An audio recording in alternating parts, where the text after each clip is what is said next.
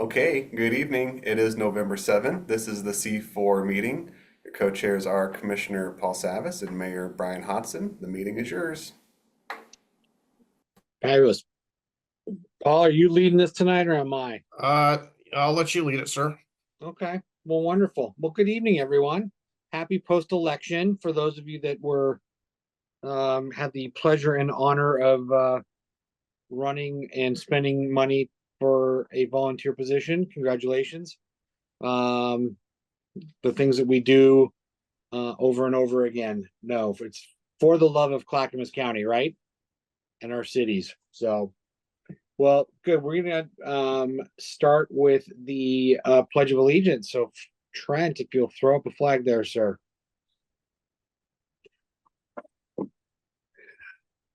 I pledge allegiance to the flag of the United States of America and to the republic for which it stands, one nation, under God, indivisible, with liberty and justice for all. Great. Thank you. I'm on my phone, so I'm going to try to do this as best I can. As Trent said, I'm Mayor Hodson of Canby, and I am your co-chair for C4. And we'll kick it over to Mr. Savas. Good evening, everyone. Paul Savas, co-chair of C4, Clackamas County Commissioner. I think you all know that. Mr. Gornick. Paul Gornick from Oak Lodge Water Services, representing sanitary districts. Wonderful. Mr. Cernak. Kenny Cernak from the Beaver Creek Hamlet, representing community planning organizations. Excellent. Mayor Kaiser. Mayor Scott Kaiser, newly elected two-term mayor of Molalla, Oregon. Miss Lorenzini. Jamie Lorenzini, Clackamas County. Great. Miss French. Hi, Sherry French, Clackamas River Water Representative. Excellent. Mr. Milch. Michael Milch, Mayor of Gladstone. Welcome, sir. Thank you. Mr. Hilliard. Mark Hilliard, Hamlet of Beaver Creek, representing the Hamlets. Excellent. Mr. Sherman. Brett Sherman, City Councilor, still in Happy Valley. Excellent. Mr. Mitchell. Mike Mitchell, newly elected City Commissioner in Oregon City, and I'm filling in for Commissioner Marl tonight. Excellent. Welcome, sir. Congratulations. Also, Mr. Buck. Joe Buck, Mayor of Lake Oswego, newly elected. Newly elected. There you go. It's a tough battle there in Lake Oswego. I saw a lot of Joe Buck signs. Mr. Sarah. John Sarah, TriMet. Thank you, sir. Welcome. Miss Fitzgerald. Julie Fitzgerald, termed out mayor of Wilsonville. Boo. Julie, you've done a great job there in Wilsonville. Thank you. You're leaving big shoes to fill there by the new mayor. Yeah, you'll meet our mayor, Sean O'Neill, in January, right? I think that's the plan. Yep. All right. And then finally, Miss Pratt. Valerie Pratt, 12th City Council now and for the next 4 years. Congratulations. Good. All right. Lots of repeats. Excellent. So housekeeping, we have some new staff. I'm going to let Trent take care of that. Thank you very much. It is a week of change across the nation, but also here at Clackamas County. As you've already met, Jamie Lorenzini, who introduced herself as a member of Clackamas County's team. Jamie's new to Clackamas County's Government Affairs team and will be taking over the reins at C4 and helping to host here. It'll be a two-part team. I'm not going away, but Jamie will start to take on more of that responsibility. So please answer her emails, reply as needed. But she will be hosting here in the future, and so I'm really excited to have her. She's been part of the C4 family for many a year, familiar with many of you, and so I think this is a great addition. I'm sorry for Happy Valley, but not sorry at the same time. I'm excited that we've gained Jamie here at Clackamas County, And I agree. We couldn't be in better hands. Absolutely. So thanks, Jamie, for being here on the team. We'll be doing this together for the first couple of meetings, but then she will take it over in whole in time. So thank you, and please join me in welcoming her to the team and to the work. Jamie, congratulations. Welcome. I mean, not really welcome to the team, but welcome to in your new role. And now instead of listening to us be catty back and forth, you're gonna have to herd this group of cats. So good thing you're well versed. Perfect. You're gonna do a great job. We're excited. Okay. Trent, do we have enough people to do the approval of the minutes? This is actually one of the better turnouts of C4 I've seen in quite a while. So yes, you're absolutely past quorum. This is great. It's all due to Scott Kaiser, showing up tonight so that we could vote on things. That's good. I'll take a motion to approve the minutes for the October 3rd, 2024. So moved. Thank you, Kenny. A second. Thank you for that. It's been moved and seconded. All those in favor? Aye. Anyone opposed? Any abstentions? Not seeing any. All right, minutes are accepted. All right, moving into our first major piece of business this evening. It's the Housing Production Strategy Cities Panel. And looks like we've got a number of great people here to take us through this conversation tonight. Trent, you want to give us some background on this and what we're hoping to get from this tonight?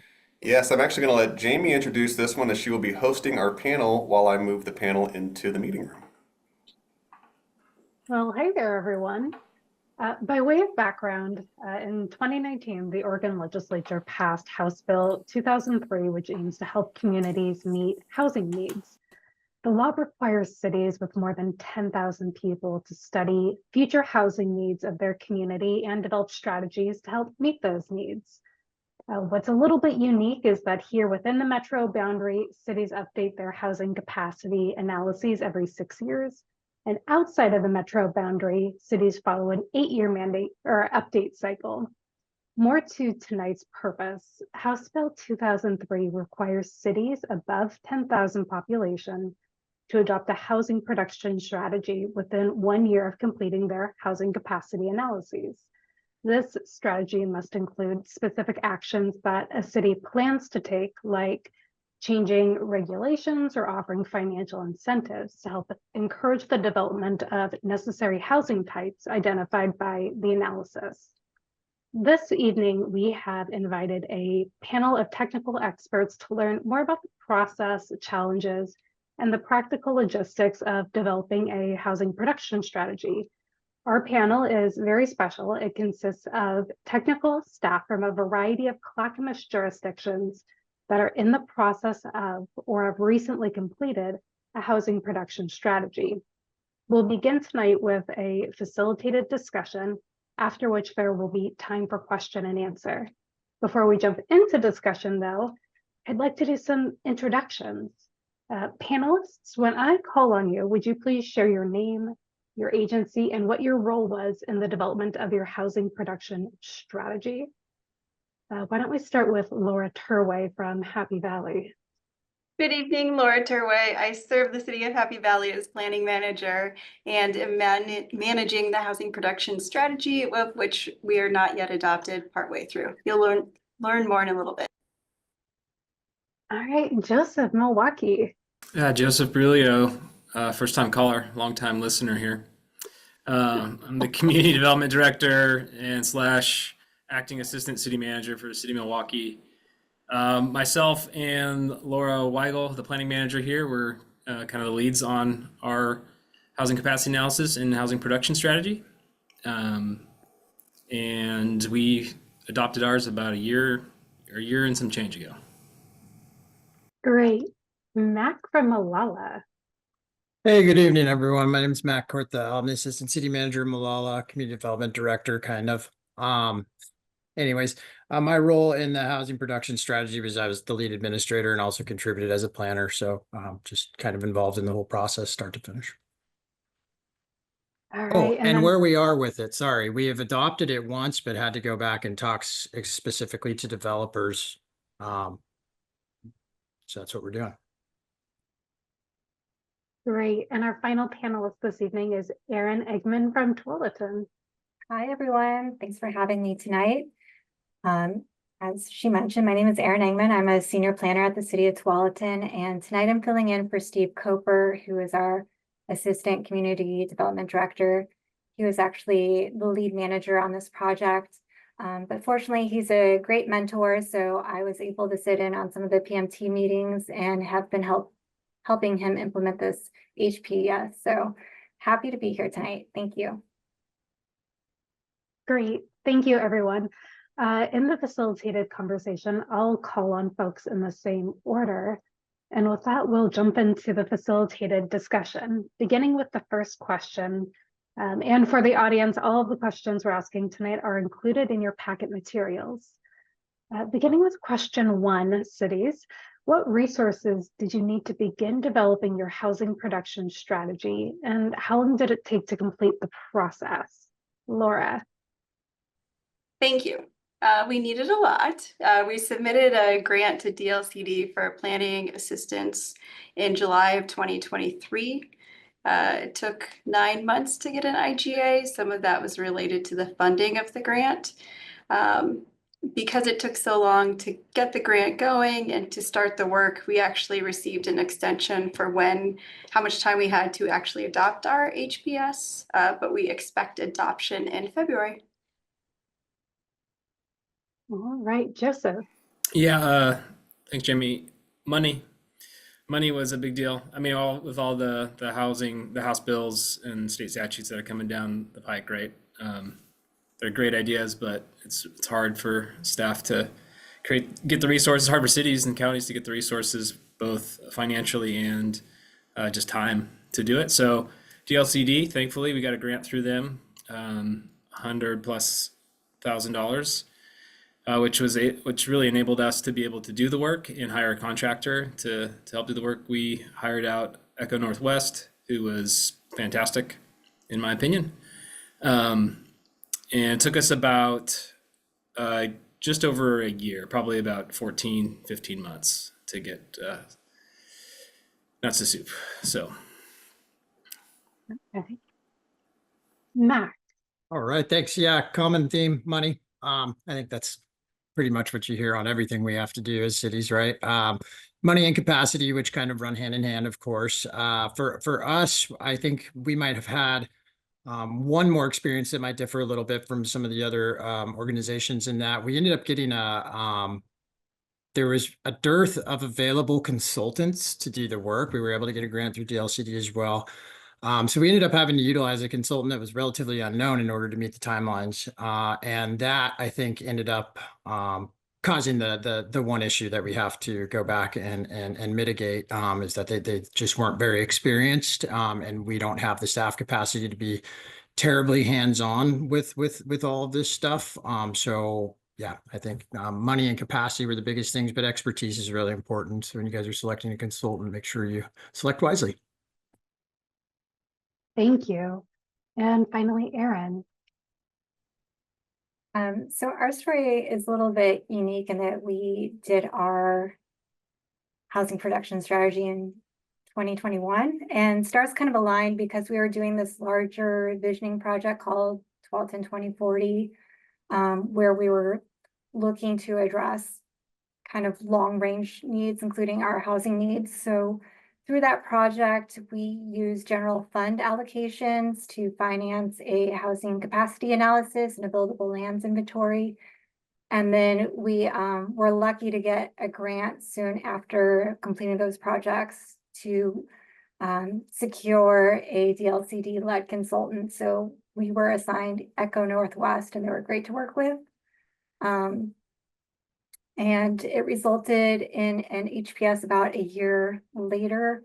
And as a city, we dedicated substantial staff resources to manage the grant-funded consultant, conduct public outreach, and present our findings to our Planning Commission and City Council.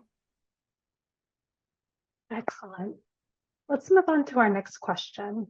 In the process of developing your housing production strategy, what challenges did you experience and how did you overcome them?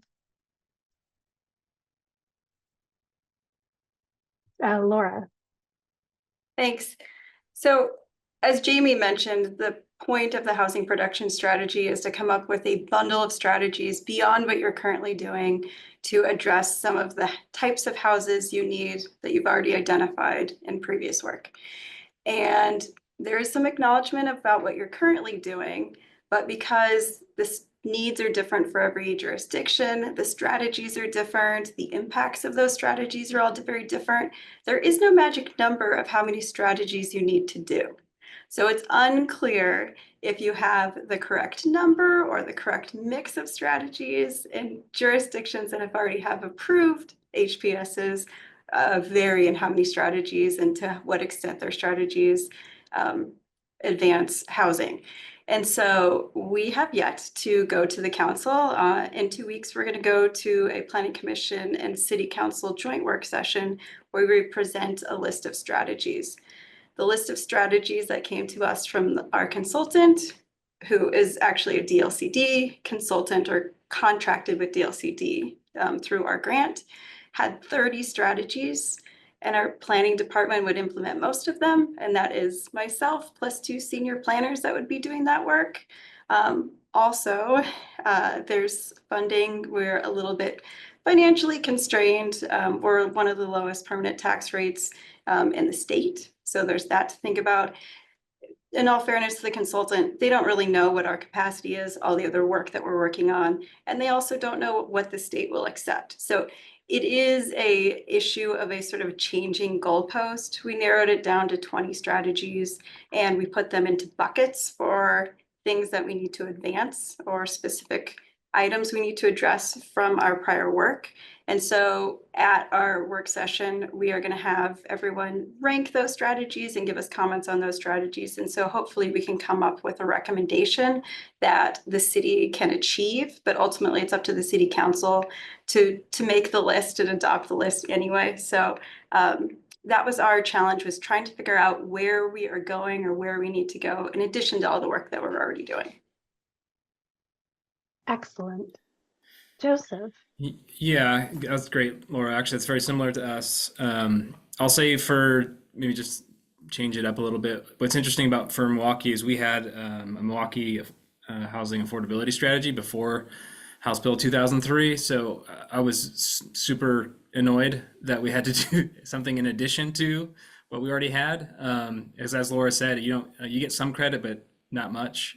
You have to kind of start over. So like if you were a good actor or a good city and you're already trying to do stretch your resources to do housing development, then you're going to get stretched further. And I think for us, it was trying to figure out how do we continue to stretch ourselves with strategies and goals, but also make sure that like we are still going to have some success in pursuing our HPS, because we'd hate to have 6 years and we'll get to this later, but I don't know what the state's going to do. Like if we fail, what that outcome is. There's still some trepidation there for us. So just basically trying to make it, create the strategies that were significant enough to like actually push us a little bit further, but also not too far out, at least some of them not too far out that we couldn't miss all the marks. Because again, we don't have a ton of capacity, resources, and money to make a bunch of dreams come true.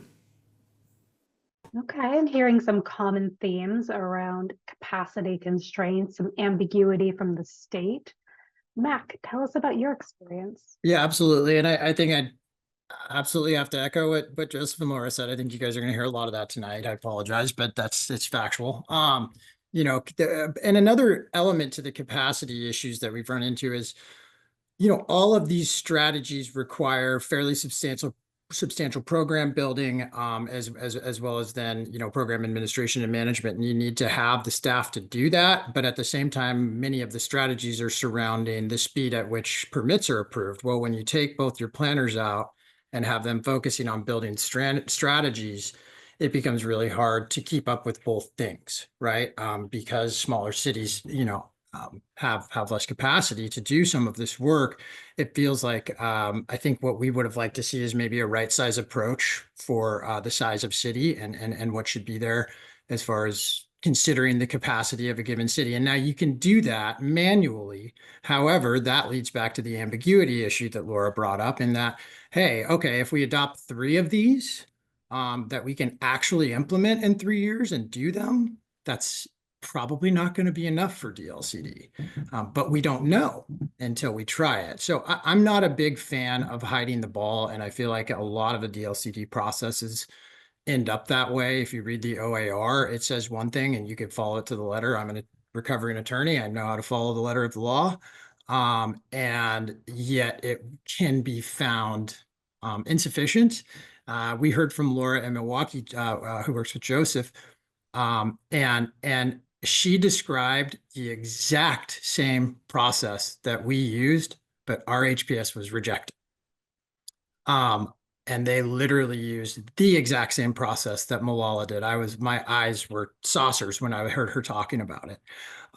So that was a concern. The other thing is that you have to have a large enough community and development community that there's someone to participate and that has a desire to participate, right? So we put, stuff out to everyone the way we're supposed to. We went and formed the, technical advisory committees and all that good stuff, held multiple meetings, town halls, all that good stuff. I won't bore you guys to death with all of that. But the fact that we didn't go and wrangle developers, we invited them. They just didn't show up and comment. So I literally had to go beg a developer that does a lot of work in Malala to just please come and comment so we could get this thing done, because no one had an interest in doing that. So that's a problem too, is that it's like, hey, you have to go do this, but what if the other person doesn't want to? Where does that leave you? So that was a problem for us, and that they just didn't have a desire. They were like, hey, we're fine. We're building out here. We're good. So that was kind of where, and of course, once we were able to finally, wrangle some folks into begging and pleading to get them to participate so we could get through this thing. Of course, we heard the answers that we already knew we were going to hear from developers, because they're developers and, they want to make money just like we all do, and they make money developing. And so any costs that can be saved and borne by the remainder of the population are a benefit to them. So that was, it was obvious what they were going to say. We knew what they were going to say. We invited them, but unless they come or you go drag them kicking and screaming to some degree, you may be found insufficient. You also may be found insufficient when you have exactly the same process as another city who is found sufficient. And I'm not exactly sure why or how that is. So that was ambiguity is I think the final answer there. It sounds like we've got some inconsistent requirements from the state. Erin, can you tell us about your experience? Sure. I think because we were one of the first prototype HPSs, maybe we weren't subject to some of the nuances that have been explained tonight. I feel like because we had done so much work around housing prior to our HPS, we didn't really feel certain challenges developing it, and we were in a good position to complete it. But I think now that we're in the implementation stage, we are definitely feeling those capacity issues that have been shared. It's pretty much Steve and I that are implementing our strategies, even though we have 2 other planners. They're primarily focused on current planning. So we definitely have some staffing capacity issues around that. But shortly after our housing production strategy was adopted, we were lucky enough to secure another grant from DLCD and went into implementing one of our strategies, which was an equitable housing funding plan. This plan identified potential funding sources to address the lack of affordable housing in Tualatin. And that included a construction excise tax and the use of future urban renewal funds. But one of the impending challenges is that the CET will be difficult to navigate with our staffing capacity. And then with urban renewal funding, it's just having to wait those several years for the tax increments to accrue. So we're definitely seeing that implementation could be challenging. Okay. So pivoting a little bit, we've talked about challenges, but we've also alluded a little bit to different strategies or buckets of strategies. Why don't we go through and talk about one tool or strategy that your community included in the housing production strategy or draft strategy? Laura? All right, so our strategies have not been vetted yet, so I'm just giving you raw strategies. Okay, specific to Happy Valley. So let me start by saying there is a toolkit of strategies, and a lot of them you'll see through a lot of jurisdictions. I'm going to talk about ones that are maybe more specific to Happy Valley, so they might be slightly more interesting for tonight. We are planning for a future downtown, and the council's done a really good job acquiring land and coming up with a plan. And so there is a strategy about if there's opportunities there to think about housing, think about requirements for affordable housing will be one of their considerations. I'm going to give you more than one. Also, in our list is a economic analysis of existing affordable incentives. So really doing a Happy Valley deep dive into how much it costs to build affordable housing in Happy Valley. Being on the edge of the region, we're building in farm fields, and that's expensive, right? There's no infrastructure. It puts a lot of pressure on existing infrastructure. And so our incentives may need to be different. This economic analysis identifies what do we already offer, which is actually quite a bit of incentives, and is it right sized or does it need to be amended in any way? That's it. Excellent. Joseph from Milwaukee, you're doing a lot with housing already. Yeah, just want to give a shout out to Happy Valley for one of our strategies. I just stole it from you guys because it worked so well when I was over there. By the way, shout out to all the Happy Valley alumni on here. This is there's quite a few of us. Councilor Sherman, I don't know what it means when I got quite a few people leaving Happy Valley, but it's another day, conversation for another day.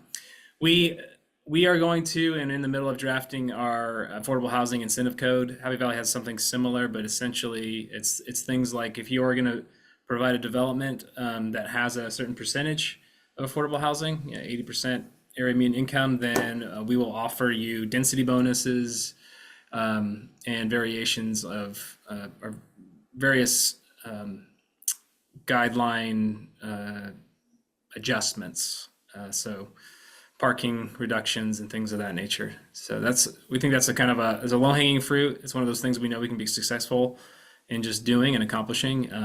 And it's something that I was surprised that we didn't have to begin with. So this is something that we were going to do, but it's also going to give us some credit. So that's part of the strategy within the strategy of, having some that are going to be very difficult to pursue and then some that, you're going to pursue with current capacity. So that's the one I'll mention. Great. Mac. Yeah, and again, I'm in the same ship as Laura over there in that we haven't technically adopted our new document, so I'm speaking about roughly hypothetical strategies. But I believe one that we will readopt is changing just ADU approvals to type 1. We thought that did a lot for people. It basically focuses. The reason we liked it is, one, we don't think ADUs need to be a type 2. We think that's a waste of staff capacity and it's really unnecessary. But also we wanted to increase, I'm trying to think of how to say this, enrich folks who had an investment in their property. So in other words, rather than looking at or adopting a bunch of strategies that incentivize multifamily development and end up providing money to developers that doesn't necessarily on some of these strategies get passed on to the renter. We thought, hey, people who we want to increase ownership opportunities so that people can kind of build a nest egg, in the lower income brackets to give them the ability to own something and build something. And in that way, adding ADUs as an option was able to kind of add to their property value and do something where they're putting skin in the game. And it's not just their neighbors' taxes that are offsetting the cost of things. So we thought that was a great strategy and made a ton of sense. And honestly, like Joseph, we're fairly surprised when it wasn't a type 1 because we don't get a lot of ADU applications. So it's like, oh, really? Okay. So yeah, it made a lot of sense. And Mac, could you tell us the difference between type 1 and type 2 briefly? Sure, yeah. A type 1 is basically an administrative decision. It's non-discretionary. So the standards are there. If they meet the standards, then it's approved. A type 2 is substantially the same thing, but with public notice and opportunity. And that's another thing that I have some concerns with, because I think it's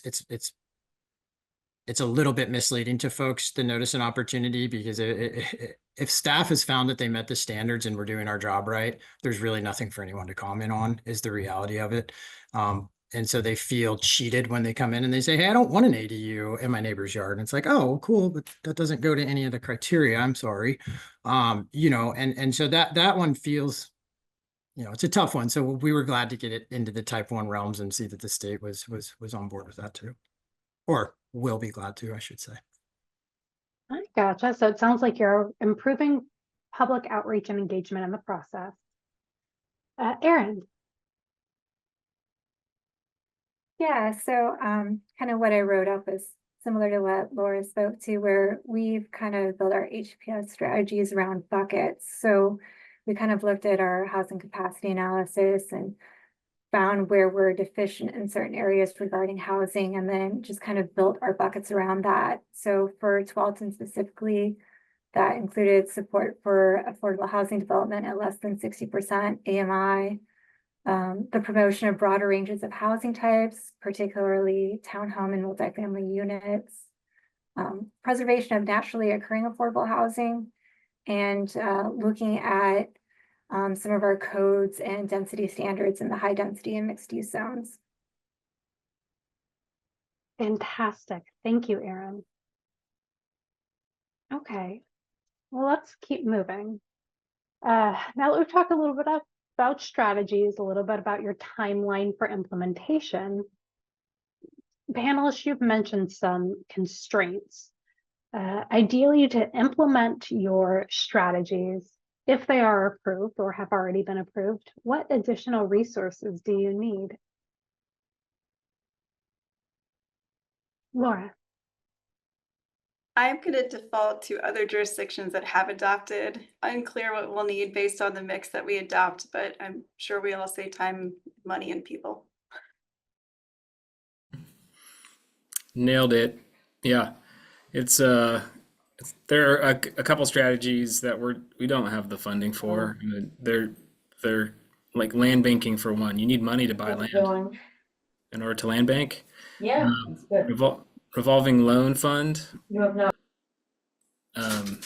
That we have some money, but not enough to start a revolving loan fund that can be sustained over many years.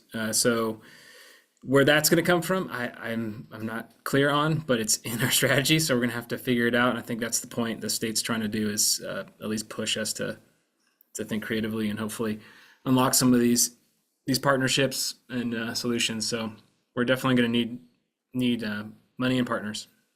And again, what is unclear to me is that even if we pursue these and we fail, for example, if we're unable to start a revolving loan fund, even though it's listed as one of our 10 strategies, what then?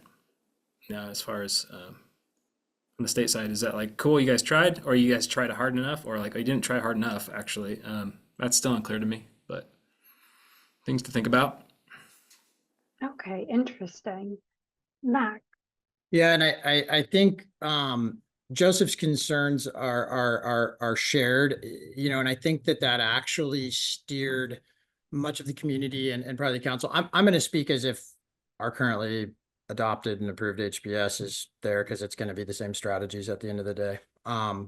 More than likely, obviously the council has that decision, but I believe it will be. So at any rate, yeah, it really is. And the issue with implementation is that, all of these things take, and depending on what realm you're in, as far as what strategy you've chosen, I mean, the expertise doesn't necessarily live in a planning department either, right? A lot of these are financial tools. So you really need someone who's very well versed financially and can write programs that are legally sufficient, compliant, and financially responsible. And so I think, and unless you have someone on staff who's able to do that, you've got to go out and find that person. And people who are really good at money cost a lot of money. So, at the end of the day, yeah, capacity is definitely an issue. And then again, same kind of deal is that, we kind of steered away from some of those that were maybe a little bit more involved because we didn't know what the guillotine was going to be if we didn't get them done. So we tried to focus on things that we knew we could get done easily, or we're already working on.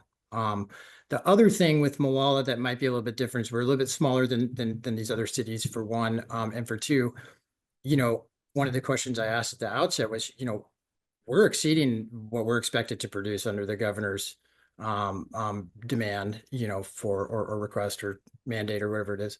But we're exceeding that substantially in our housing development just by getting out of the way of developers and letting the free market do its work. There's a market for it, so people build it. And so we've got, even in little old Molalla, we've got, 400 units of multifamily housing, 110 of which are affordable going in right now. And in Molalla, that's a big dent. We're a 10,000 person city. That's huge. So, some of it was a little bit confusing, that it's like, hey, but so if we meet the call of the executive order, then are we good? Are we safe? Or do we need to add, all of these things if we adopt them? Because they might have been interesting, but if it's a 5-year adoption timeline, a 10-year adoption timeline, then hey, we got close back. We only got a few people to do this. The other thing that was very, very concerning to us is that this is housing centric, and obviously there's a balance in all things, right? People need a place to work when they're going to live there, and infrastructure needs to keep up, right? If you've built a subdivision, you haven't had, at least historically, you have not required developers to put in pipes that can accept twice the load that the subdivision requires, right? So if you've got a 100-unit subdivision, you put an ADU in every one of those lots. Now you're serving 200 houses. Does your pipe have the capacity, right? And I mean, that's a ultra simplistic way to look at it, but it does get to the heart of the issue, in that it'd be great to have ADUs everywhere if folks wanted them in their property. But now someone has to upsize that pipe. And if we're cutting back on SDCs and we're waiving public improvements and doing all those things that these strategies would conceivably ask us to do, I don't know how you serve them. If you don't have SDCs to pay for infrastructure projects, I don't know how you develop infrastructure in advance so that housing can go in. If you don't have developers putting in pipes and you're waiving these public, infrastructure improvements, I don't know where the money comes from if you now don't have SDCs. So that is my biggest bind, is that we need businesses because they're tax producers and can help to afford some of these things. But also, people's toilets need to flush and their water needs to turn on. And that can be a really big problem if you don't watch out for it in this, depending on how your city's situated, especially in older cities where it's highly likely that there's a ton of deferred maintenance and capital in your town, because, over 100 years that happens, right? And so that's a big pitfall that we were very, very concerned about. And so we really veered away from those things, because we already, we already have more infrastructure projects than we can afford. And so having any of those come in would have been, catastrophic, really. It would have basically defeated the purpose, honestly, because it would have been like, hey, we can't let you put that there because it's a 6-inch pipe and it's serving 100 residences. Sorry, I can't, there's nothing I can do unless you can afford to put that pipe in. So that's just something to mention. Okay, so some themes I'm hearing so far is that it's hard to pick strategies when there might not be funding to do it, and we don't know if there could be penalties or not. And also, housing isn't just housing. Housing is transportation. Housing is stormwater and sewer. And what happens if that infrastructure doesn't keep pace? Erin, would you round us out? Sure. Pretty much just echoing what everyone has already said tonight. These are all great answers. But I think one thing to add is that we're really just hoping for a long-term statewide funding solution that helps us with this essential and successful implementation. You know, housing and affordable housing isn't just, I guess, within jurisdictional boundaries. It's kind of a statewide challenge that we all need to address. So it'd be great if we can kind of come up with a funding solution at the state level to help all these cities and counties with this implementation. Okay, hearing interest in a statewide answer. Okay, pivoting once more. This next question is specifically for our friends at Tualatin and at Milwaukee who have adopted their housing production strategies. If you have already started implementation, then is your housing production strategy producing the intended outcomes? Let's go in reverse this time, Erin. Thanks. Yeah, so we do have a subdivision under development right now that includes 100 townhome units. And that aligns nicely with the desired outcomes of our housing capacity analysis and HPS. So that's great to see. We also have a 116 unit affordable housing development that's underway, and that is benefiting from a recently adopted low income property tax exemption that was identified as a strategy. So happy to see that. And then we're kind of feeling like time will tell if other state mandates like HP 2001 or 3191 or CFEC that potentially support our HPS strategies will result in increased housing production, particularly for affordable housing, which is one of Tualatin's greatest needs. Okay, so is it fair to say there have been some early successes, but we need to see how other mandates play out? I feel mandates might be helpful, particularly since we're talking about all these capacity issues. You know, with the directives thou shall certainly apply some pressure. Okay. Joseph? Yeah, it's too early to tell for us because we're just beginning to implement.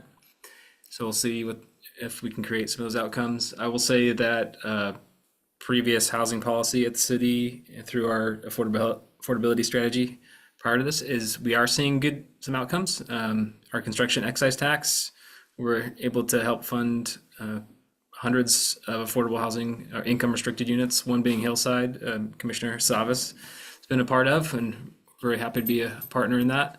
And a few other affordable housing developments as well as a nonprofit low income tax exemption on dozens of affordable units too. So those are things that we've implemented and we've seen fruit from. And we're hoping the same from HPS, but still too soon to see on those strategies.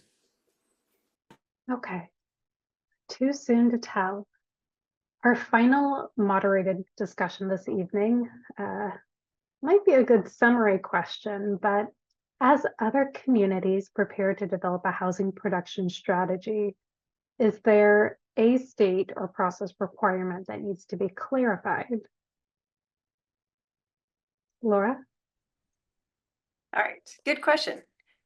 We've heard a lot of places where clarity is needed tonight. One thing I would say is that with housing, there just keeps more and more rules and keep coming down the line, and some of our processes change. The housing production strategy is changing in future cycles. We already know that. The Oregon Housing Needs Analysis, or ONA, will have some effects on future versions of this. I think there's questions about what that means for whatever strategies we're picking now. Also, when you pick your bundle of strategies, you have an opportunity to check in with your strategies 3 years in and amend them. So you can take out what's not working or adjust if maybe you picked too many or something like that. Again, a little bit of uncertainty there.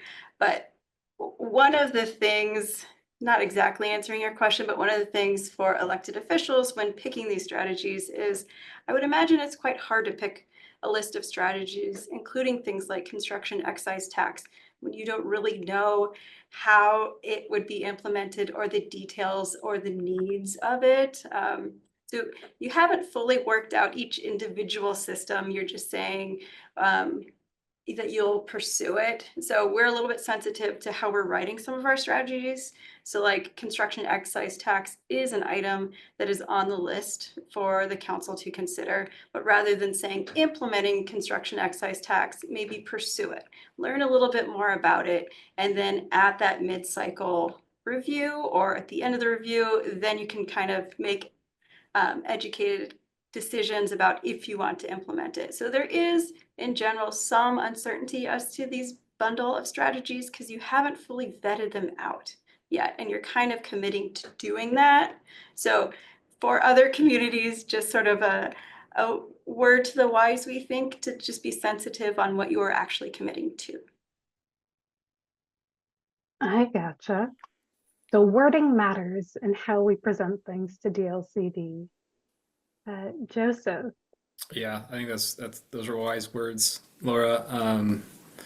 I think I'll just echo a little bit of what I touched on earlier. Is no one's done this before. Cities, counties, the state. This is a new process. So there's like this. We're feeling each other out, and there isn't clarity. And so what I shared earlier is like I don't know what does happen when a city isn't able to fulfill its obligations in the housing production strategy. What is it punitive? Is it collaborative? As Laura mentioned, every 3 years you can kind of adjust these strategies and work with the state. And when I talk to state officials, state reps, they've been like, yeah, it's a collaborative process. It's not meant to be punitive.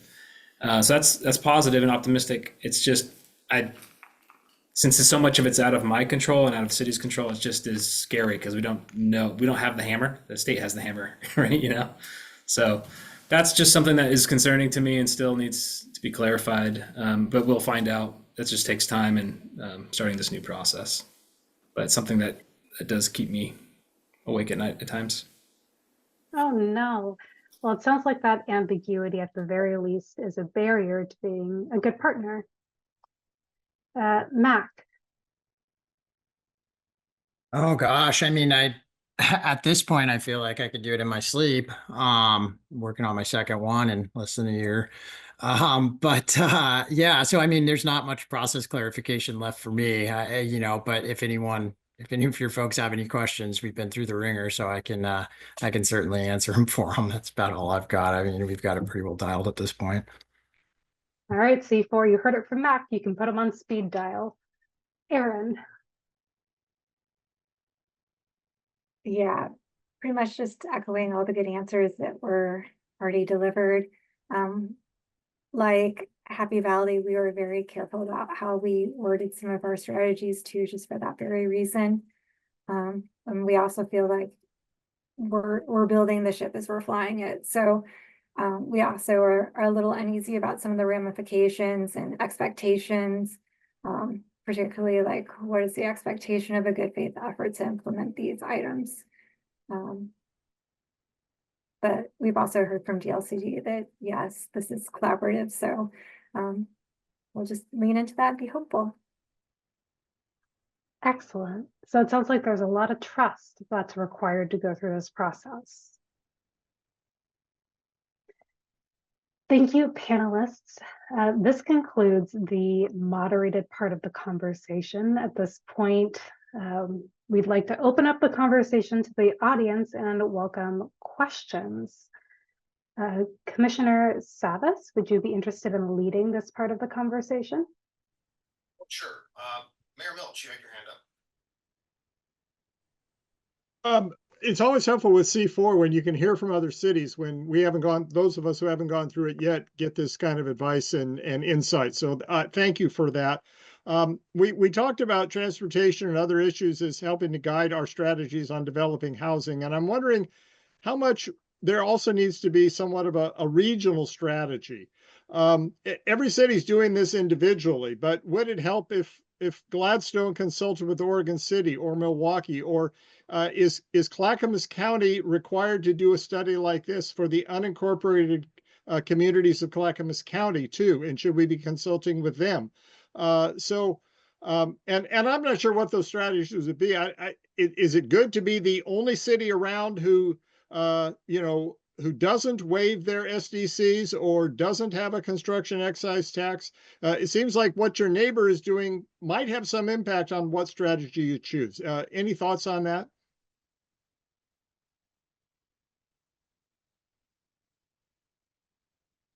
Panelists, do you have any feedback? Sure. I'll kick us off. Excellent question. Yes, the county is going to be doing one in unincorporated areas, these are the urbanized areas, and I think from an infrastructure standpoint, yeah, you make a lot of good points, and there with our regional transportation plan, there's a little bit of that occurs. ONA, the Oregon Housing Needs Analysis, is kind of part and parcel to this conversation about trying to create a regional understanding of the needs for housing. But I don't know. I would say that every city is a little bit different, though, and I would say that their taste and their what their guts can handle, what their stomach can handle are different. So that's where I think it is unique to every city, because I don't think a Molalla, looking at UMAC, would do something that Milwaukee wants to do. It's just leadership, and also what current issues are priorities versus the state process right now. So I think it's a little bit of both. It's a good question, good question, and I'll stop there unless someone else wants to jump in. Okay, I have a question for you all. First of all, thank you for a great presentation and great information. Yes, today the Board of County Commissioners discussed a comment letter on the Oregon Needs Analysis. So we are, we're engaging in this complex regulatory environment with some of the state mandates that are coming down, and hearing from in the past year or two as a member of the Association of Counties, and actually in conversations with the League of Oregon Cities on a staffing level, and these greater picture, whether it's housing or transportation. And the cries I hear often around the state are infrastructure, infrastructure, and infrastructure. So realizing that master plans typically calibrate your infrastructure around based on anticipated growth needs. What we have today is really almost an artificially induced demand for more of everything, right? And to the, part of the urbanized part of North Clackamas County, we have a lot of water. My earlier life, 15 years ago, was with water and wastewater districts. We have West providing quite a bit of sewer. So Milwaukee is, part of that, as is West Lynn and Oregon City and Happy Valley are, benefiting for that grander supply and capacity that we have. But on the fringes, and especially in areas where there are not cities that are contiguous to one another, we're hearing a lot about, geez, do you know, state lawmaker, do you realize that one increment of water or wastewater capacity at our sewage plant is going to cost $50 to $100 million? And by the way, it takes years to get that underway, and we have to meet all the regulatory things. And by the way, how the heck do we get a small city to pay for that, right? So I don't think all these things have been calibrated. So my question to you, each of you, is please tell us what your biggest infrastructure challenges are. And and don't forget transportation, if it is one. I can. Oh, go ahead. Oh, no, please jump in. Okay, I was going to say I could start there. Obviously, Commissioner Savas, Molalla, we're in the process of getting a new wastewater treatment plant built. So I think we can point the finger squarely at that as the biggest. Naturally, and I'm so happy you said what you said, because I think it's so important that when we're out there doing master plans, we're looking at a 20-year growth trend, and we're planning our capacity for that, and we're putting pipes in the ground for that, and we're building wastewater and water treatment plants for that. And now it's like, hey, faster, go faster. You need to add more faster. And if you haven't just updated your system such that you can accept that burden, for instance, if we weren't in the process of building a new wastewater treatment plant, we would be in a moratorium within a year with these housing production strategies. Now, we haven't had to implement them yet, and the growth has trickled in a way that has allowed us to continue to, supply services to those folks. But like I say, if it was, a year or two down the road and we weren't in the process right now of sticking shovels in the ground on a new wastewater treatment plant, it would shut down development entirely in the city of Molalla. And like you said, it's about a $52 million plant. And that's probably on the low side as plants go. It's only sized for about 17,000 people. So it's not that big. The other thing that we deal with, and I think this might be fairly specific to older cities like Molalla, is that you've got a lot of degrading infrastructure. So, you experience fairly substantial water loss, fairly substantial I&I in your sewer system that eats into your capacity. And now you can't conceivably go back and maintain that if you're spending your money to continue to add to the system instead of maintaining it. Now you're in a real bind, and it's kind of a double whammy. Hey, we're adding capacity and we're not fixing the I&I. We're reducing capacity at a rate that's far greater than housing could reduce it in that case. We aren't in that situation yet, but that's our fear.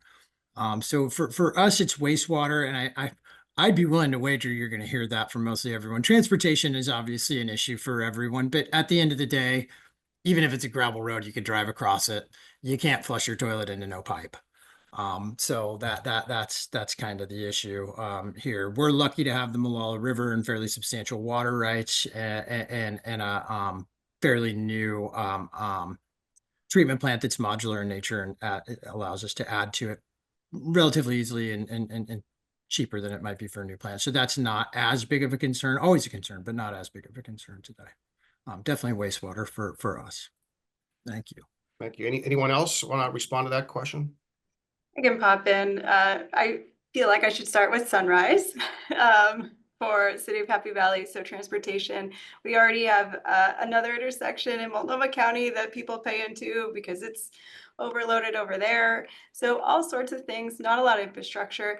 In our housing production strategies, we actually have two strategies that are specifically getting at removing barriers for infrastructure, really just buying us a little more capacity. So one is for Sunrise Water, who provides a lot of our water, to plan for elevations that are higher than they currently plan for. So supporting them on that.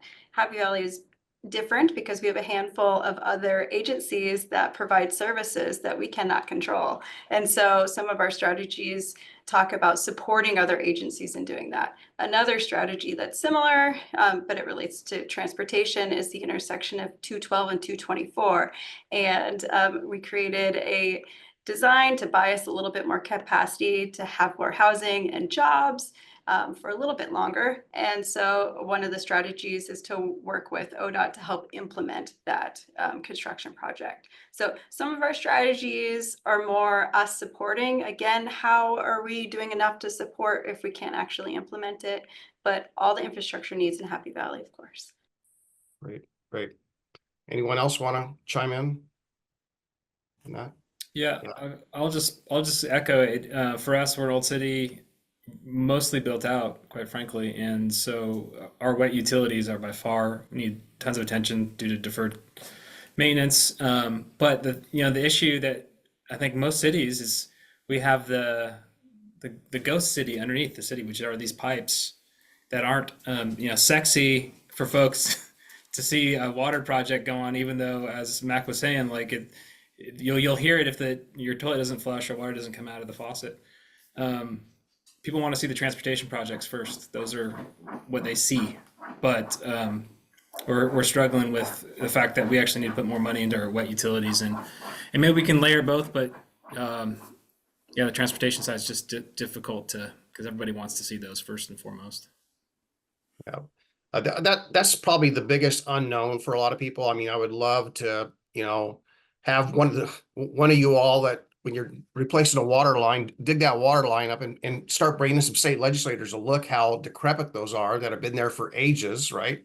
And the biggest thing is already mentioned, I think Mac mentioned it, is they're undersized, right? You can't push that water down an old pipe, let alone, it's frail. Gladstone, Old City, have a lot of piping issues, challenges. We're working with them. Oregon City, West Lynn. So, Happy Valley's on the upside of that because a lot of their stuff is newer and it's been sized correctly. So there's a lot of unique infrastructure situations in our region. Well, thank you for your responses. Councilor Sherman, you're up next. Thank you. I appreciate that. I'll make this quick. I've got about a million different questions in my head right now, and it does warm my heart. All of the smart, thoughtful people we have actually doing the real work at the city level versus the electeds that just look good because of it. So we do appreciate that.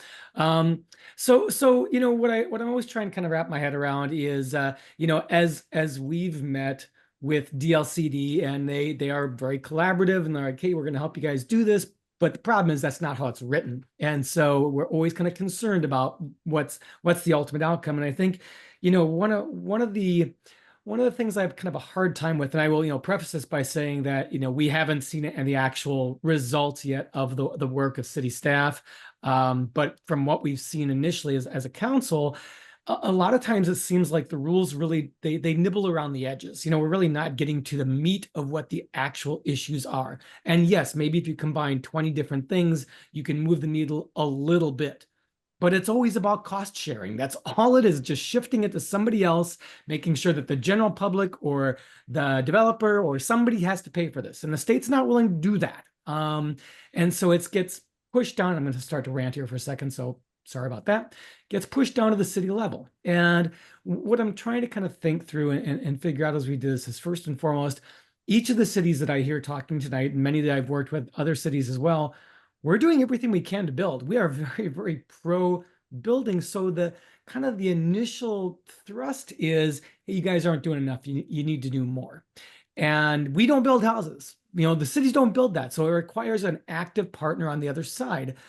Problem I have right now, and what I'm really looking to kind of get a handle on, and maybe just have you guys tell me that I should just be mellow and feel good about this in the future, because what I see happening at this point in time is, first and foremost, we already had production happening. We're trying to do all this external work, and it's costing us a lot of money and time to put these pieces in place that may or may not ultimately move the needle. And when the rubber hits the road, and as we're transitioning as a country into a new presidential administration, we have higher input costs, either in the form of tariffs or import costs or less efficient trade. We have higher labor costs because the labor that we use for a lot of these projects may be disincentivized to be part of these projects.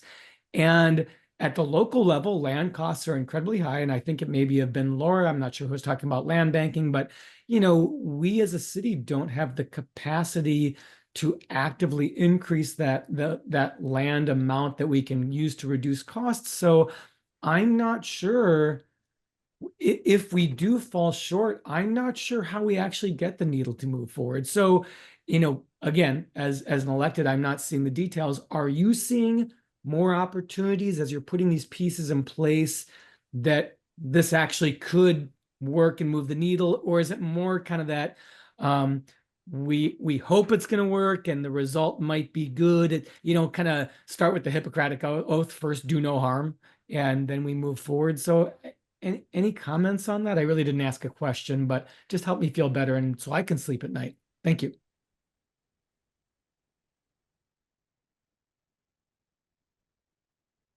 Or not, there really wasn't a question there. I just feel good that I ranted a bit. So thank you all for listening to me. It's very cathartic. Sherman, I can always riff. I just want to give my peers a chance. I don't want to hog the mic, so to speak. So, Well, you have my blessing. I think a lot of what you just said is spot on. Anecdotally is, developers are smart. The market's hot, for sure. But yeah, labor costs, material costs are the issue, and they've been trying to balance their spreadsheets by getting some kind of incentive from the government. Whether that's a tax abatement of some sort. So you're right. So the cost moves, right? So then that comes back to the public to help the market rate. Those are market rate units. from the affordable housing, it's been great to see income restricted housing come in, but that's mostly because we've had metro bonds and the state bonds to actually subsidize it. I tell folks this all the time is, the housing crisis is simple economics, supply and demand. However, the type of housing, a lot of people talk about affordability. We need affordability. The market is going to want to get as much as it can as all the time. If you want affordability, you really need government subsidized housing for a time. Like, and that's, I mean, that's not a political remark. That's actually the truth. That's just right now. Like it's impossible to restrict the income and restrict what a unit costs without a government actually being involved in subsidizing it. And I don't see us hitting the affordability gap for quite some time without pursuing that endeavor. Otherwise, I mean, it's going to take us a while just to hit the supply demand threshold where things actually stabilize and housing becomes cheaper for folks in general. So I don't know if that also answered, or that's just like a comment or helpful, but.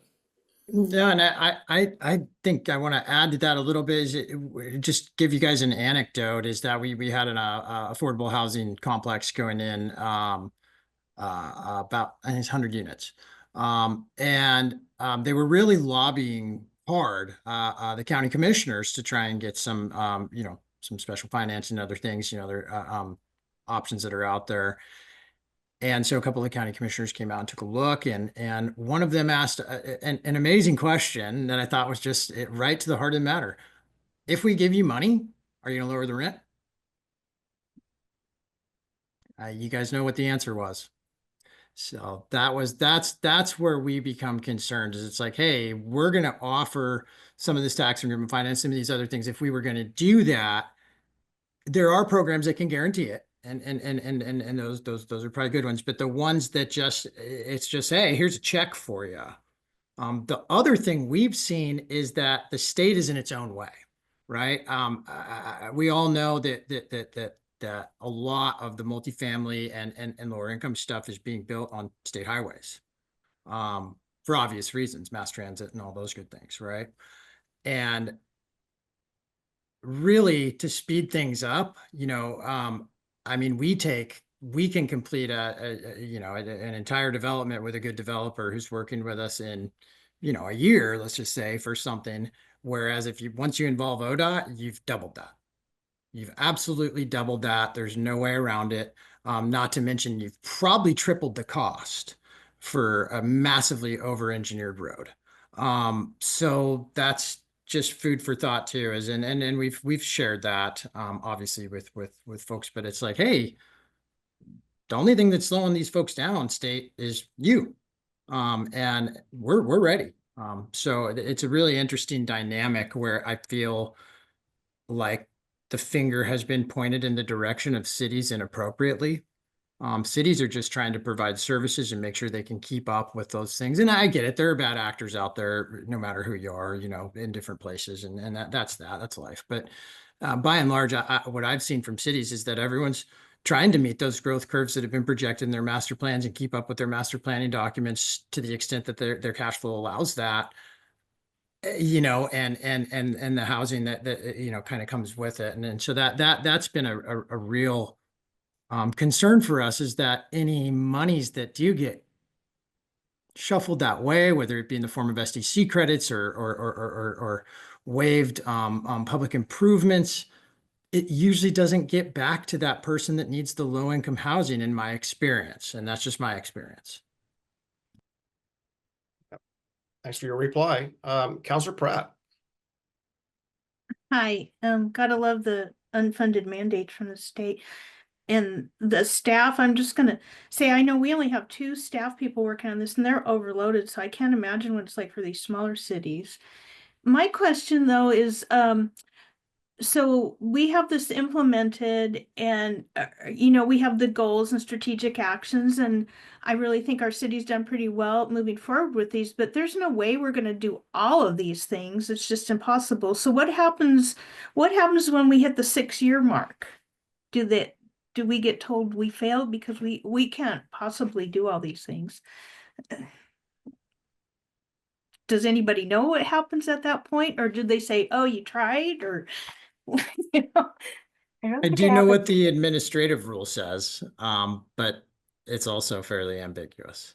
Okay. And it more or less says, hey, if you don't make it in time, we'll give you another chance. This is a summary and an oversimplification, but yeah, hey, we'll give you another chance and we'll kind of work with you and help you out. And then if you don't get it done in that time, then we can basically, issue orders through RS 197, at the LCDC can issue orders. And so you'd get issued an order and conceivably an MOU would be my expectation. The other thing that just to point out one more thing that you may not be aware of yet is that they're forming some sort of a commission for these housing production strategies that I don't know what their role is other than to make sure that we are all completing our housing production strategies. And that just doesn't seem like a fully evolved role for a state commission. So I have a fear that will eventually become the enforcement arm of this deal. Now, that's just, again, just conjecture, nothing more. Okay, because like on ours, some of the like we have a list that says magnitude of impact, and some of them are pretty big, which okay, let's shoot for those, but some of them are low. So, how much impact is it really going to have for all the work that's put into it?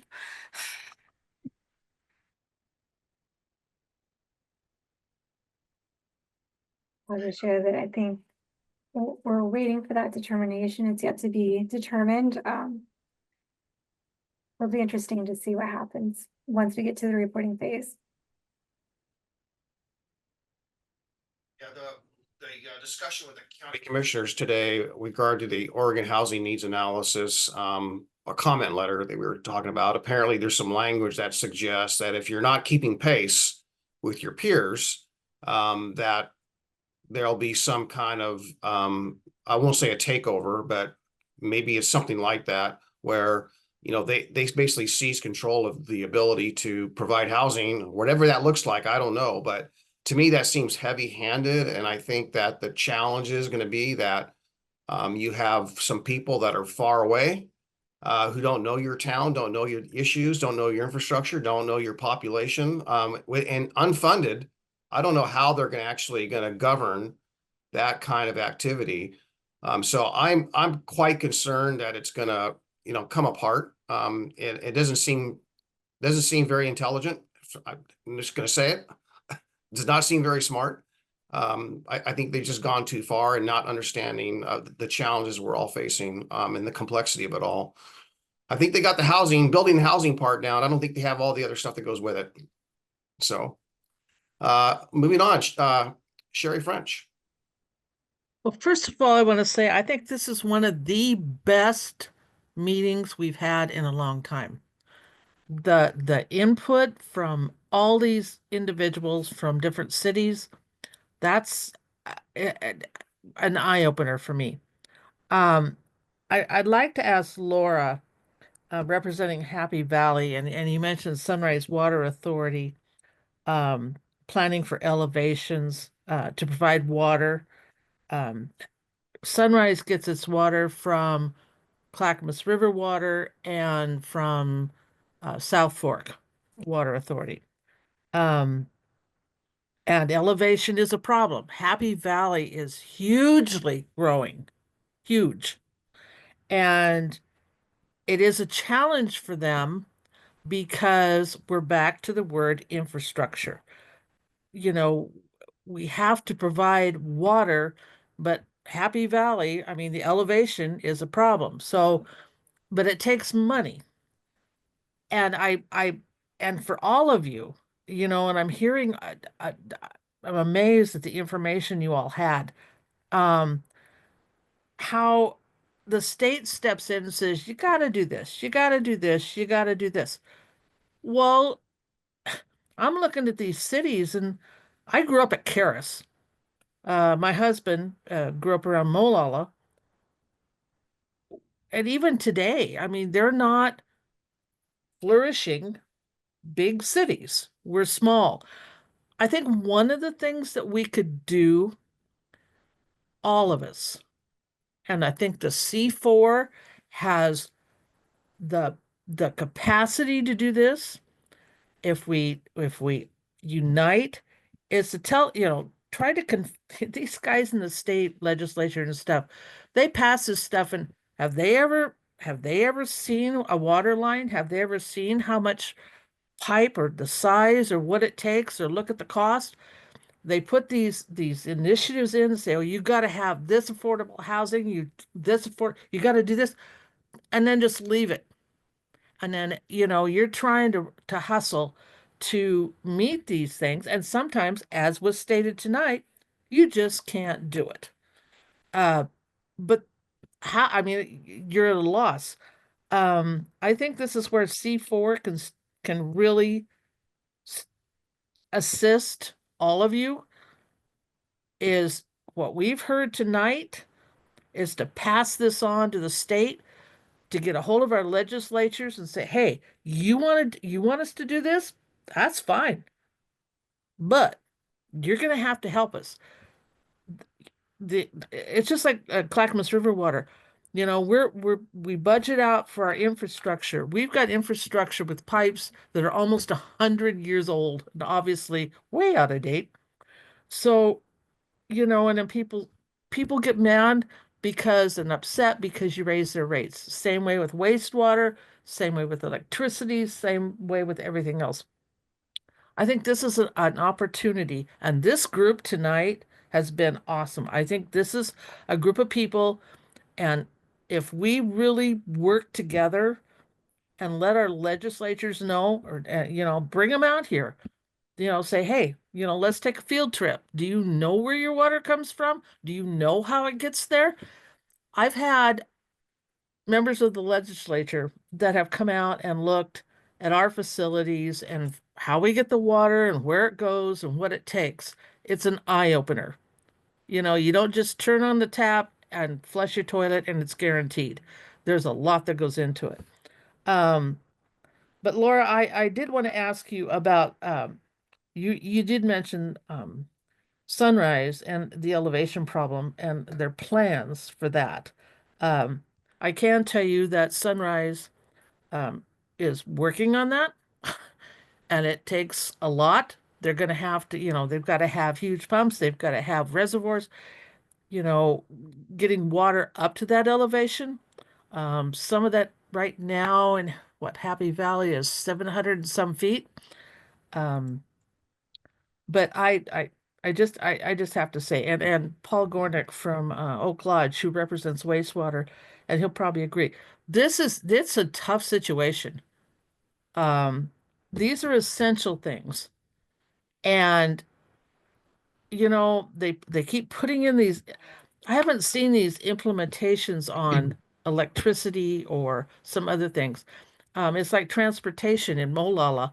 Um, I listened. I'm on Impact, and I listened to TriMet talk about, oh well, yeah, we've got what, one or two buses running to Molalla.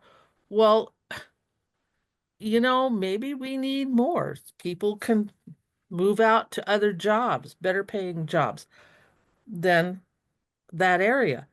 But mass transit, that's the big thing.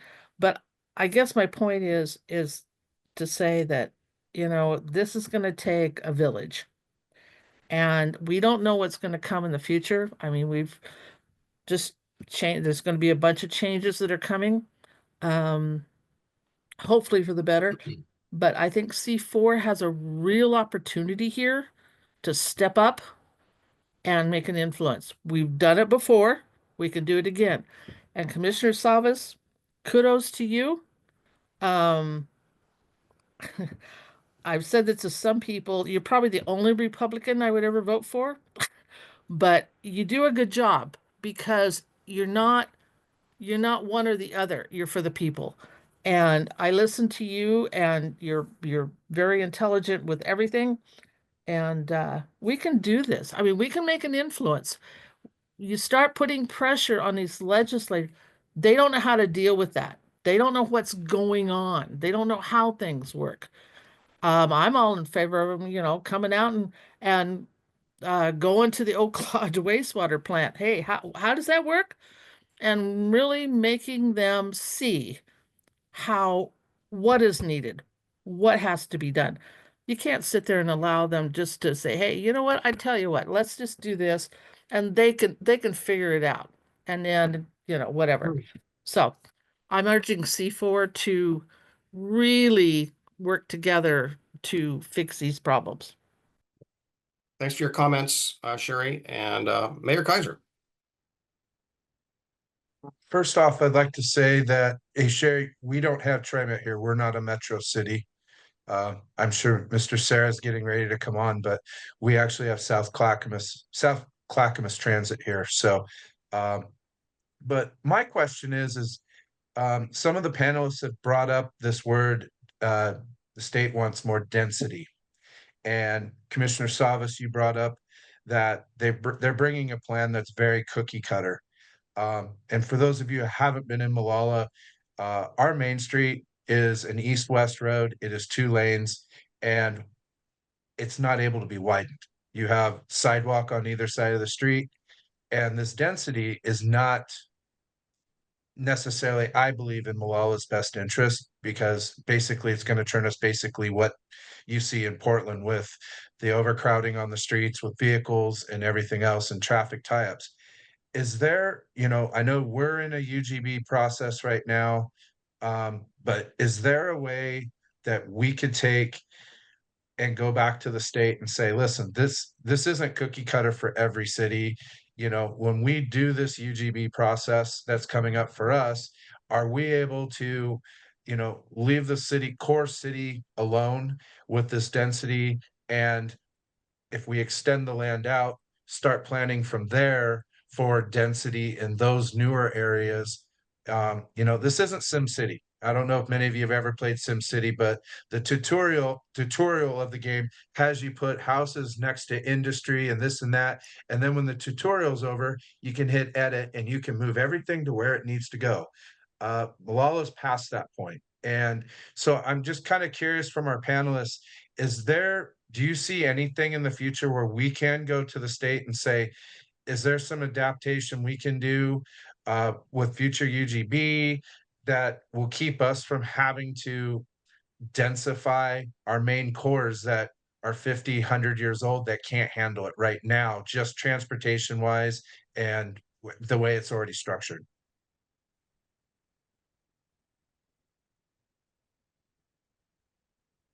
I'd like to jump in on that one.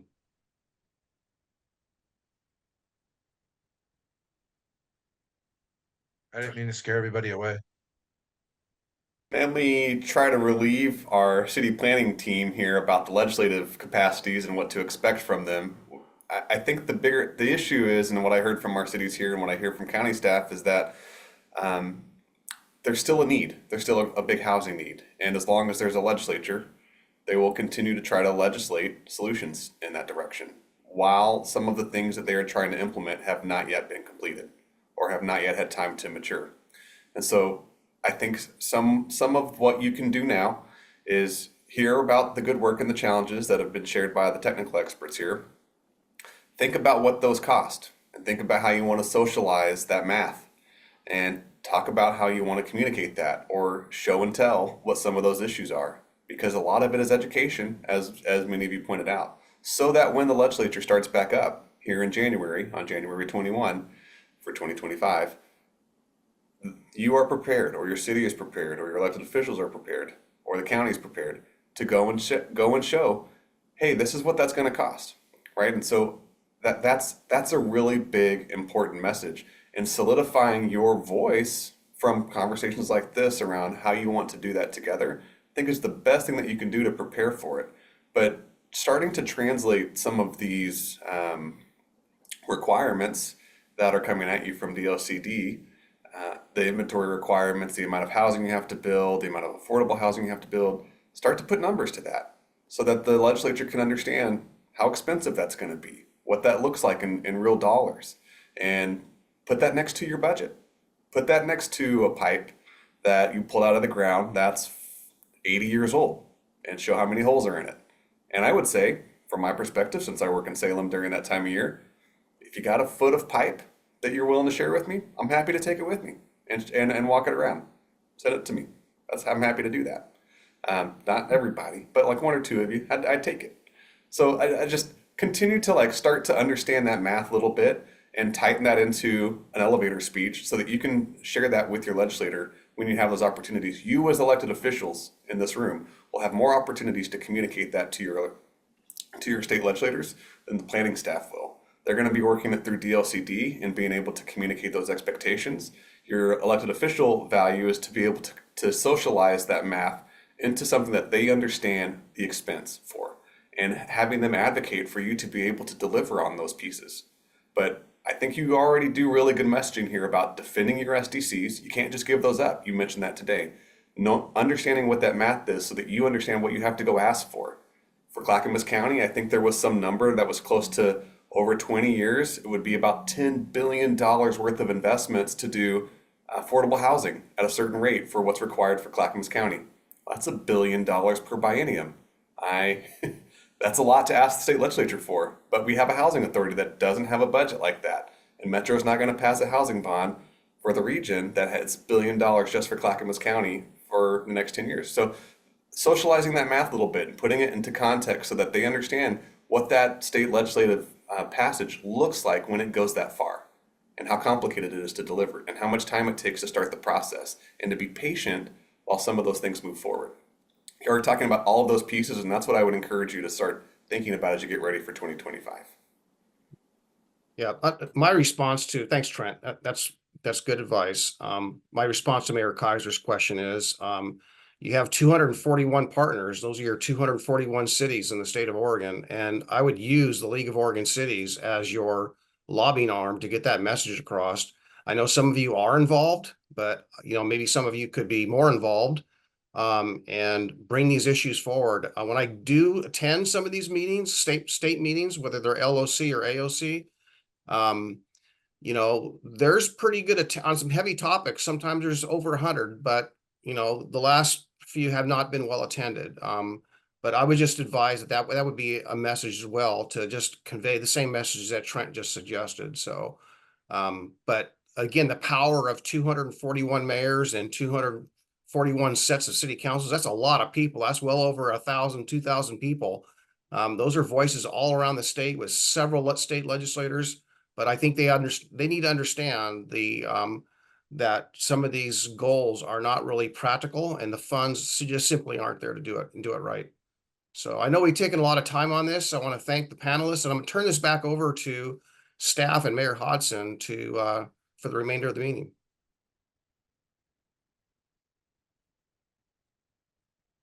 Fantastic.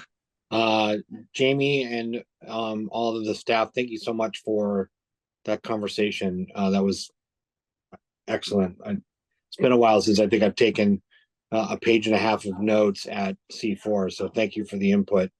Next on our agenda is the Joint Committee on Transportation Work Group update, and that falls to Trent tonight. Thank you very much. I will try to keep this brief. What has happened since the Joint Committee on Transportation came to Happy Valley is a question y'all might be wondering to yourselves. The state legislature, and specifically the Joint Committee on Transportation, has started a work group, specifically 3 work groups that are meeting regularly until the session begins. And so they're aiming to have about 10 to 11 meetings. They may not use all of them.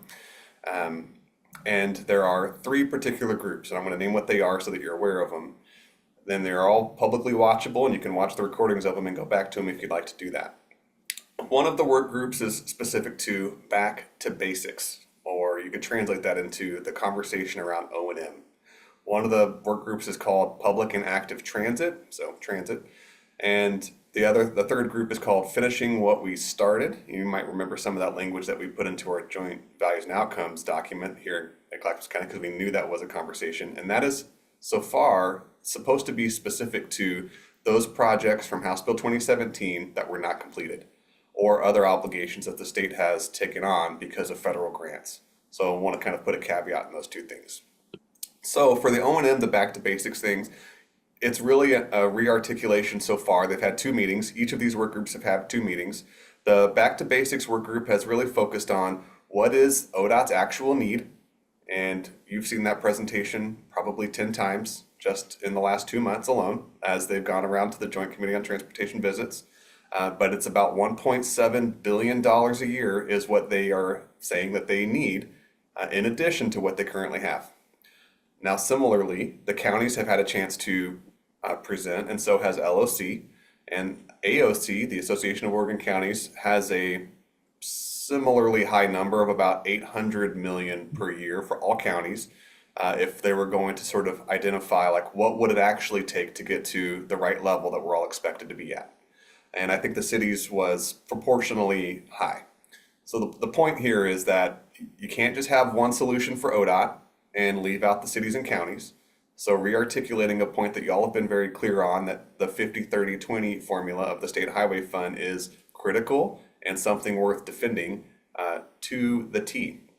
And I'll say too, in that meeting, the governor's office has shown up and said that this is probably one of their biggest issues during the state legislative session. They are not keen on laying off ODOT staff. They want to make sure that state employees have jobs, and they want to make sure that state safety issues are secured with funding. So, you know, roads are getting plowed, safety issues are being addressed.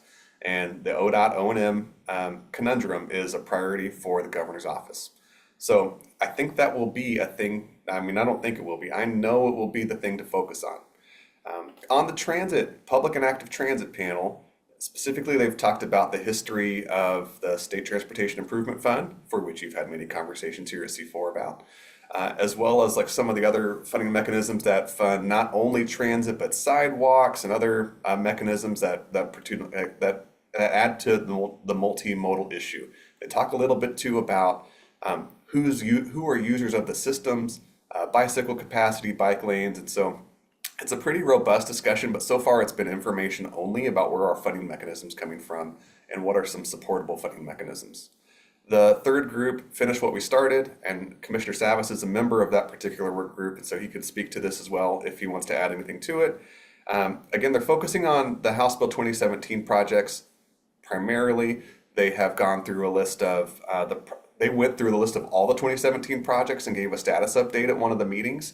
And the short story of that is there's about 3 or 4 of about 20 projects that still have yet to be completed or that near completion. Rose Quarter, no surprise. I-205, no surprise.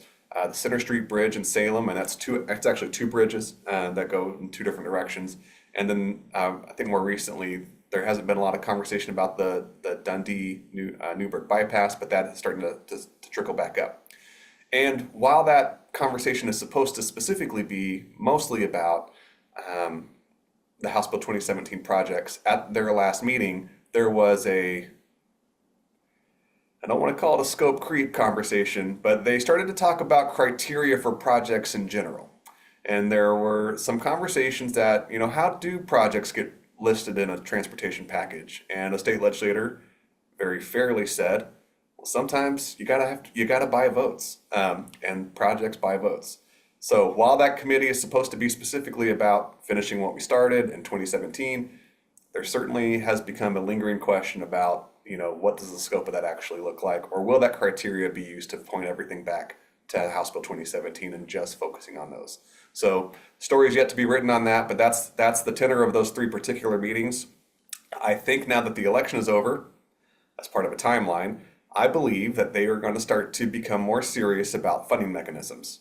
And so that is really the task of these work groups, is what funding mechanisms are supportable.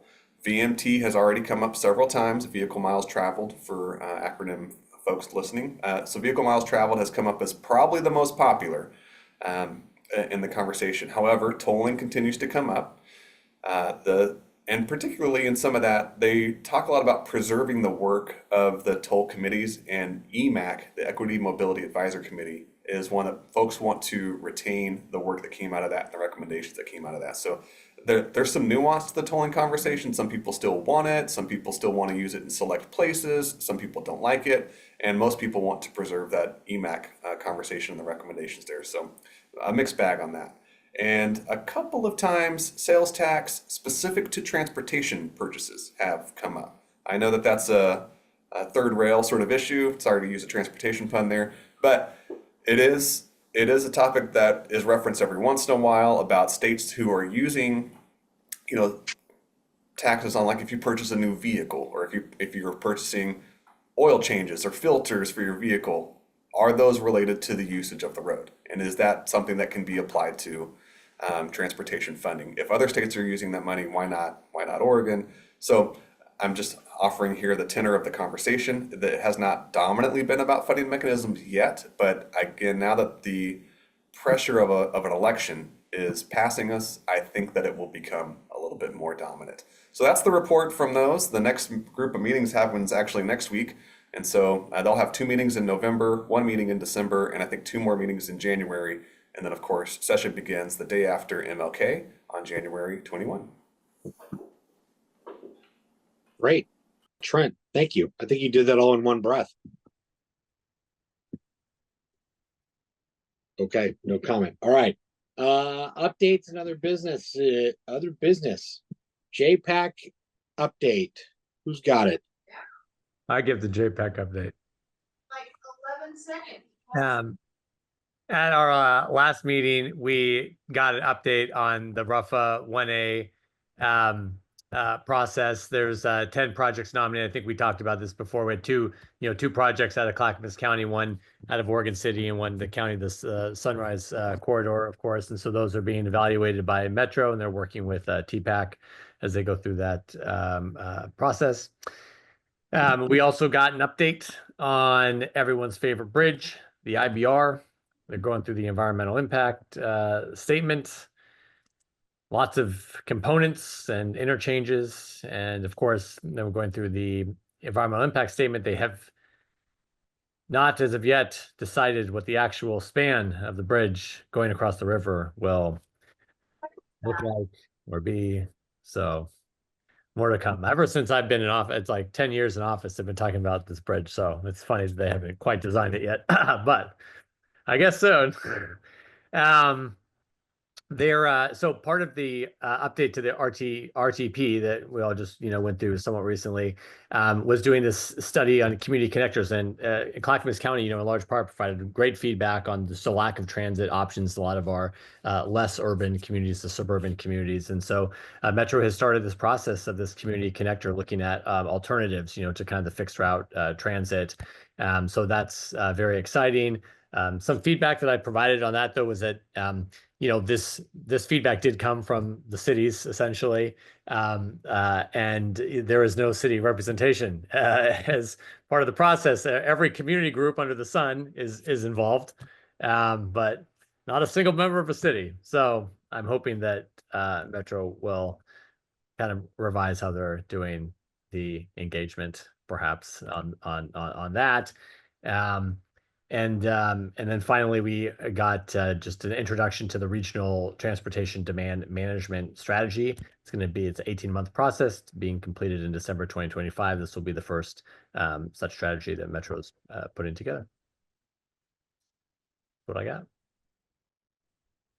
Great. Thank you, Mayor. Appreciate that. MPAC?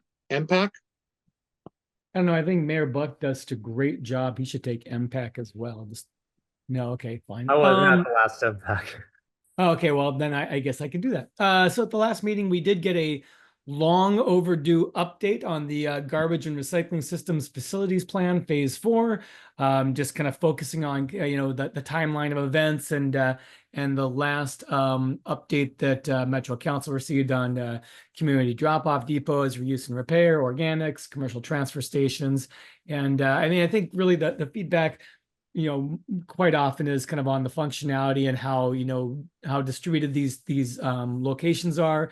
And then also there was some feedback on kind of reuse and repair and significant costs of those facilities and kind of what the outcome is of that and the how that can be positively utilized in the region. So it was good to finally get that update. I think we had postponed that one about 6 meetings in a row. We also received an update on the future vision. That's the work plan review that happens every 15 years, I believe, except it was last done in 1995. So a little bit overdue on that. And that's the long-term planning that Metro has in place for the region. And then finally, we did get an update on the 2040 Planning and Development Grants Program updates and where we're on the timeline of that as well. And I don't remember any good quality details to share with any of those, so that's as much as you get tonight. Unless Councilor Lewis has any good information for us. Thank you. Nothing to add. Other than I will add to Mayor Buck's point, the technical committee has gotten more invitations out to our city folks, so we've been responsive. And I think we chose to go with the already seated folks for the technical committee, so I think it'll be Oregon City as the primary and Lake Oswego as the alternate. Okay. Great. Any other business that anyone may have here in the closing minutes of our November C4 meeting? Once, twice. Okay. That's all that we've got, folks, for tonight. I will take a motion to adjourn. So moved. Thank you, Brett. Who's got a second? Second. All right, it's been moved and seconded that we adjourn. All those in favor? All right, we're adjourned. Good night, everyone. See you in December.